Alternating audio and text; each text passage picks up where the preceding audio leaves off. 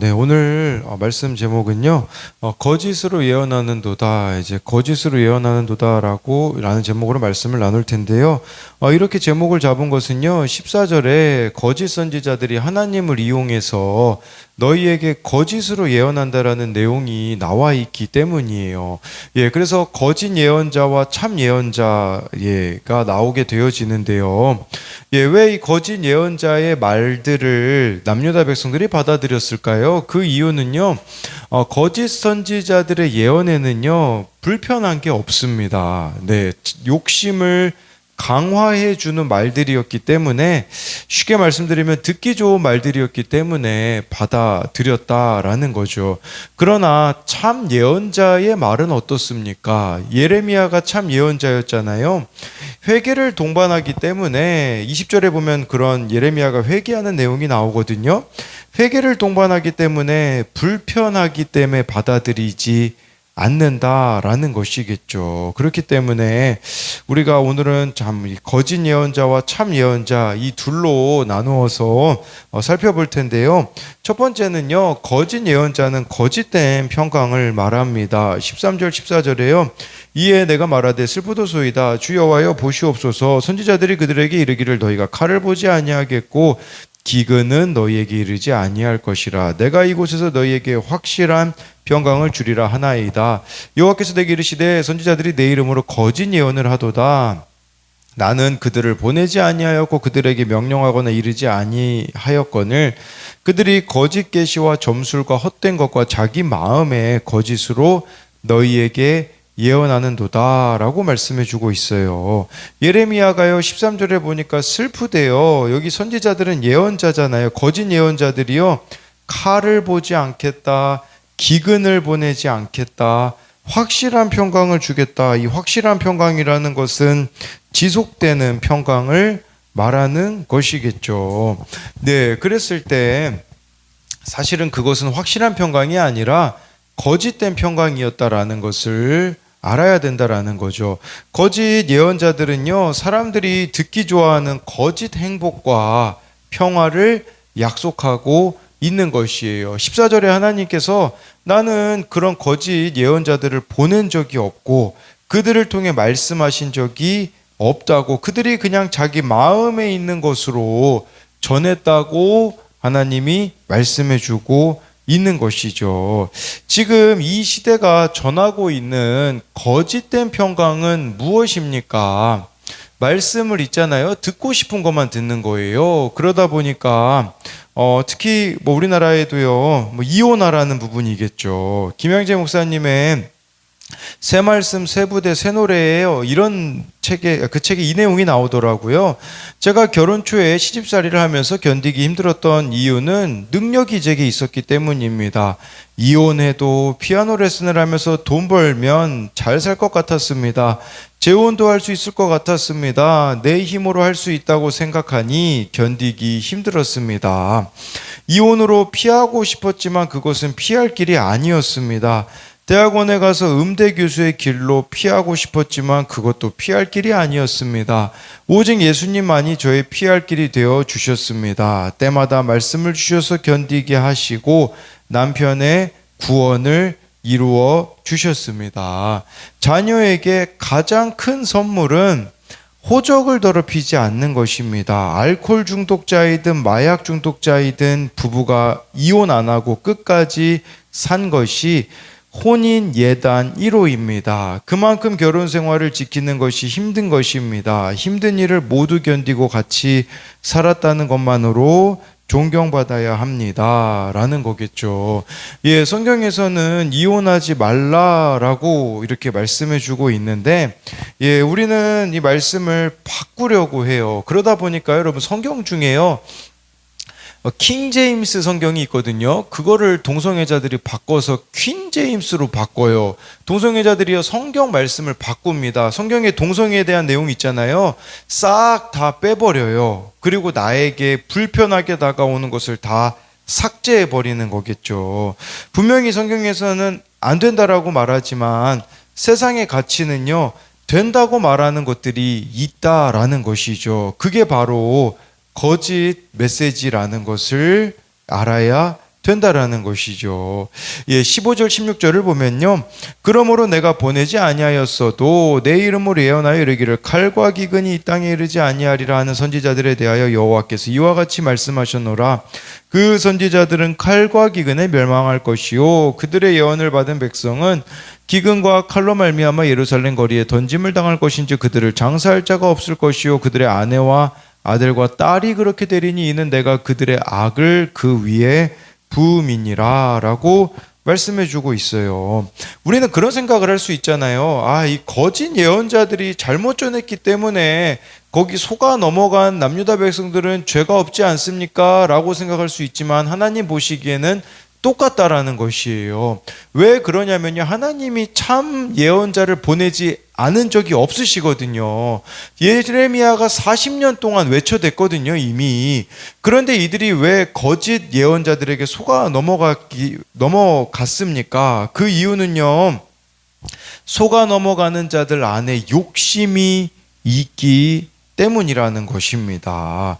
그렇기 때문에 하나님 보시기에는 잘못 인도한 사람들이나 잘못 인도함 받은 사람들이 똑같다라는 것이겠죠. 왜냐하면 이들은 현실을 외면한 채 듣고 싶은 말만 들으려고 했기 때문이라는 것이에요. 그런데 우리가 이 거짓 메시지에 속아 넘어가지 말아야 되는 이유가 보면 16절에 나오거든요. 여러분 우리가 이 죄라는 게요. 그들의 아내와 아들과 딸이 그렇게 되리니 이걸 기억하셔야 돼요. 여러분 이 죄라는 것은 한 사람의 그냥 죄 짓는 것으로 끝나지 않습니다. 아내에게 영향력을 행사하게 되어질 것이고요. 아들과 딸이라는 것은 자녀들에게도 반드시 영향을 준다라는 것이에요. 죄가요 끊임없이 이렇게 반복되어질 수밖에 없다라는 것을 말씀해주고 있는 것이겠죠. 그렇기에 여러분 최고의 부모가 누구겠습니까? 회개하는 모습을 보여주는 거예요. 죄를 안 짓는 부모가 사실 누가 있습니까? 다 실수를 합니다. 그런데 정말 내가 내 죄를 깨닫고 회개하는 모습을 마지막에 보여줄 수만 있다면 그게 최고의 유산이다라는 것이겠죠. 그래서 묵상간증에 보면 그렇게 되리니라는 이 묵상간증이에요. 이 아버지는요, 딸이 12살 때 이혼을 했어요. 부부간의 소통 부재, 이해할 수 없는 아내의 모습에 지쳐 가정을 깨뜨렸었거든요. 그렇지만 감사하게도 예수님을 영접한 아내가요, 말씀을 묵상하고 공동체 고면에 순종하여 재결합을 할 수 있었다고 합니다. 그런데 딸이 결혼해가지고 이제 남편하고 힘드니까 이혼해야겠다고 이 아버지에게 이야기하는데요. 아버지가 딸에게 이렇게 당부해요. 내가 아빠처럼 되지 않으려면 남편 얘기를 끝까지 들어봐야 해. 믿음의 공동체가 없던 아빠는 엄마와 그러지 못하고 이혼한 게 너무 후회스러웠어. 너희에게 정말 미안했고 그리고 이 일을 교회 소그룹 리더에게도 꼭 나누었으면 한다며 정말 아버지가 자신이 그렇게 가정을 깼었던 거에 대하여서 이렇게 사과하는 그 내용이 나와 있거든요. 그랬을 때 딸이 또 이렇게 가정을 깨지 않고 지켰다라는 내용이 나와 있는 것입니다. 우리가 알아야 되는 것은요, 여러분 진정한 행복은요, 말씀을 따라 거룩하게 사는 삶 뒤에 따라오는 것이지 내 마음대로 살아가는 삶이 아니라는 것입니다. 여러분 내 마음대로 사는 삶은요, 가족들에게 더 구체적으로 나의 자녀들에게 영향력을 주게 된다라는 것이에요. 그렇기에 정말 말씀대로 회개하며 살아가는 모습 보여주는 것이 최고의 유산이라는 것을 기억해야 합니다. 그래서 이것에 대한 적용 질문도 내 욕심을 채워줄 것 같아 믿고 싶은 거짓 예언은 무엇입니까? 또 한 가지는요, 내가 가족들에게 말씀을 따라 거룩하게 사는 모습을 보여주고 있습니까? 네, 두 번째로요, 이제 반대로 참 예언자는 어떤 자인가가 나오는데요. 참 예언자는요, 하나님의 마음을 읽고 회개합니다. 17, 18절인데요. 너는 이 말로 그들에게 이르라. 내 눈이 밤낮으로 그치지 아니하고 눈물을 흘리니 이는 처녀딸 내 백성 큰 파멸 중한 상처로 말미암아 망함이라. 내가 들에 나간즉 칼에 죽은 자여 내가 성읍에 들어간즉 기근으로 병든 자며 선지자나 제사장이나 알지 못하는 땅으로 두루 다니도다라고 말씀해 주고 있어요. 이게 하나님의 진심이거든요. 여기서 하나님이 예레미야에게 백성들에게 말하래요. 뭘 말하라고 말씀하셨냐? 내가 밤낮으로 지금 너희들 때문에 눈물 흘리고 있다. 예, 이 백성들을 하나님이 심판하실 수밖에 없지만 이 백성들에 대해서 17절에 뭐라고 말씀하십니까? 처녀 딸 내 백성이라고 하나님이 말씀하시는 거죠. 이게 하나님의 진심이시거든요. 하나님이 심판하실 수밖에 없음을 아파하신다라는 것을 말씀해 주고 있는 것이에요. 그럼 우리들의 인생에서요, 가장 이상적인 시나리오가 뭡니까? 사람이 심판을 받을 짓을 하지 않는 것이고 하나님이 심판하시지 않는 것이거든요. 그런데 문제는 뭐냐면 인간의 죄성이 이러한 시나리오를 허용하지 않는다라는 사실입니다. 예레미야가요, 하나님의 진심을 알았잖아요. 그랬을 때 어떤 반응이 나옵니까? 19, 20절에 예레미야의 반응이 나오는데요. 주께서 유다를 온전히 버리시나이까? 주의 심령이 시온을 싫어하시나이까? 어찌하여 우리를 치시고 치료하지 아니하시나이까? 우리가 평강을 바라도 좋은 것이 없고 치료받기를 기다리나 두려움만 보나이다. 여호와여, 우리의 악과 우리 조상의 죄악을 인정하나이다. 우리가 주께 범죄하였나이다. 지금 예레미야 이 14장까지 오는데요, 하나님이요 3번이나 너는 이 백성을 위해서 기도하지 말아라 3번 말씀하셨거든요. 근데 예레미야가요 그 명령에는 순종할 생각이 없어요. 왜 그랬겠습니까? 하나님의 진심을 알았기 때문이라는 거예요. 하나님의 벌을 받아 죽는다고 해도 참 예언자인 예레미야는요, 자기 백성을 위해 기도하는 일을 포기할 수가 없는 거예요. 더 쉽게 말씀드리면요, 자기 백성이 구원받는 일에는 포기하지 않으려는 예레미야의 모습이 나타나 있는 것이죠. 참 예언자는 어떤 사람입니까? 구원을요, 포기하지 않는 거예요. 남유다 백성들이 이 구원을 포기하지 않는 모습을 보여주는 것이겠죠. 그러하면서 19절 20절이 예레미야의 기도인데요, 남유다 백성을요 어제 말씀도 그렇고요 오늘 말씀도 보면요 우리라고 말해요. 우리라고 말한다라는 것은 무엇을 말하겠습니까? 그들과 자신을 동일시하면서 20절 말씀에 보면요 그렇게 고백하잖아요. 자기가 회개하는 모습을 보여주잖아요. 또 이 우리라는 것은요 예레미야처럼 정말 지체들을 위해 기도하는 공동체가 되어줘야 된다라는 것을 말씀해주고 있는 거죠. 그래서 우리도 한번 돌아봐야 돼요. 정말 우리도 서로를 위해서 이렇게 같이 우리 공동체가 되어서 기도하고 있는가라는 거겠죠. 그래서 이 공동체에 대해서도요 본문 해설에 그 큐티인에 보면 이렇게 나와 있잖아요.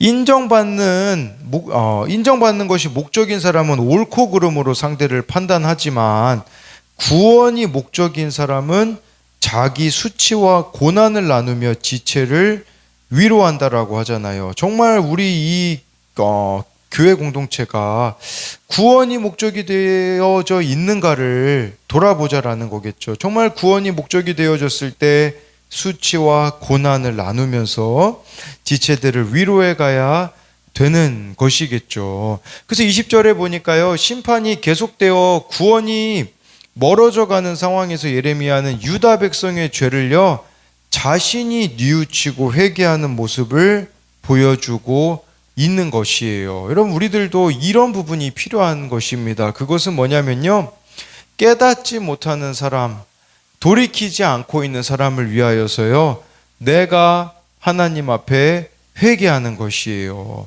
이때 예레미야의 기도와 회개는 무의미한 것처럼 보였을지 몰라요. 이렇게 예레미야가 회개해도 남유다 백성들이 돌이키지 않는다라고 생각할지 모르거든요. 근데 아까 제가 첫 번째 대지에서 설명드렸지만 죄라는 게 다음 세대들에게 영향력을 준다고 했잖아요. 예레미야가 회개하는 모습이요, 영향력을 끼칩니다. 나중에 바벨론 포로로 잡혀가고 나서요, 이 예레미야서를 읽은 다음 세대들이 회개하며 돌아왔다라는 것이죠. 예, 이처럼 여러분, 우리가 죄 때문에 회개한 모습을 보여준다면 그것은 반드시 열매 맺게 될 날이 오게 될 것이라는 것을 저와 여러분들이 기억해야 된다라는 것이에요. 저는 어린 시절에요, 그 기도원에 한번 간 적이 있었거든요. 기도원 뭐든 집회였던 걸로 기억이 나요. 근데 그 집회에 갔는데요, 아직도 기억에 남는 장면이 있어요. 조를 나눠줬는데 어느 여자분께서요, 예, 막 죄고백을 하시더라고요. 제가 그때 중학생 때였나로 기억이 나는데, 예, 자기는 대학생 때 그 대학 교수님하고 불륜을 저지른 사람이라고, 그래서 지금까지 결혼하지 못하고 이렇게 있다고 이야기했을 때, 아니 왜 굳이 저런 이야기를 하나, 어린 시절에는 제가 참 이해가 안 되어졌었거든요. 그런데 그분이 이야기한 게 중학생 때니까 저에게는 뭐 거의 20년 전 이야기죠. 근데 그게 아직도 기억에 나는 이유는요, 이제 제가 깨닫게 된 거거든요. 아, 그분이 왜 그렇게 이야기했는지가, 예, 이제야 보게 되어지더라고요. 이처럼, 예, 우리가 믿음으로 행하는 그것이요, 예, 언젠가는 누군가에게 열매 맺을 날이 올 거라는 것을 기억함으로써 정말 회개하는 모습을 보여주는, 예레미야와 같이 회개하는 모습을 보여주는 그 한 사람이 여러분이 되었으면 좋겠습니다. 그래서 이것에 대한 적용도요, 나를 위해 눈물로 기도해주는 교회 공동체에 속해 있습니까? 또 한 가지는, 내가 울며 기도해 줄 사람은 누구입니까? 예, 정말 예레미야가 이 구원을 위하여서 남유다 백성들을 포기하지 않는 것처럼 우리 또한 포기하지 말아야 될 그 사람이 누군지를 묻는 것이고요. 내가 깨닫지 못하는 가족들을 위해서, 공동체 지체들을 위해서 보여주어야 하는 회개의 모습은 무엇입니까? 기도하겠습니다. 살아계신 하나님, 정말 거짓 예언자들은 거짓된 평강을 외칩니다. 그냥 좋은 게 좋은 거라고, 이성적으로 세상에서 다 이렇게 다 가능하다라고 말하니까 이혼해도 된다고, 동성애 그거 죄 아니라고 세상은 끊임없이 외쳐댑니다. 또한 아이가 뱃속에 있는 것은 생명이 아니기에 언제든지 낙태해도 된다라고 끊임없이 거짓 메시지들을 외쳐대는데, 그 거짓 메시지들의 결론이 뭡니까? 가뭄인 것을 우리가 마주하고 있습니다. 정말 최근에 이 여고생을 그렇게 살인한 사람이 10분 후에 여고생을 죽이고 나서 그렇게 웃고 있는 모습이 발견되는 것은 자기 마음대로 사는 삶의 결론들이 지금 이 땅에서 나타나고 있는 것이 아니겠습니까? 하나님, 정말 우리들이 하나님을 떠나서 자기 마음대로 살고 있기에 얼마나 끔찍한 일들이, 가뭄과 같은 일들이 이 땅 가운데 일어나고 있습니까? 하나님, 정말 이것들에 대하여서 우리가 예레미야와 같이 나의 죄로 여기며 이 땅을 위하여서 회개하는 그 한 사람이 되어질 수 있도록 하나님, 우리들 가운데 은혜를 베풀어 주옵소서. 그리하여서 정말 우리들의 다음 세대들이 다른 세대가 되어지지 않을 수 있도록 정말 이 말씀을 통하여서 내가 회개하는 그 한 사람이 되어지기 원합니다. 또한 우리의 공동체가 예레미야처럼 정말 남의 문제로 여기지 않고 나의 문제로 여기며 구원을 위하여서 끊임없이 기도하며 나아가는 우리 순복 아름다운 교회가 되게 하여 주실 것을 믿으며 살아계신 예수님 이름으로 기도드립니다. 아멘.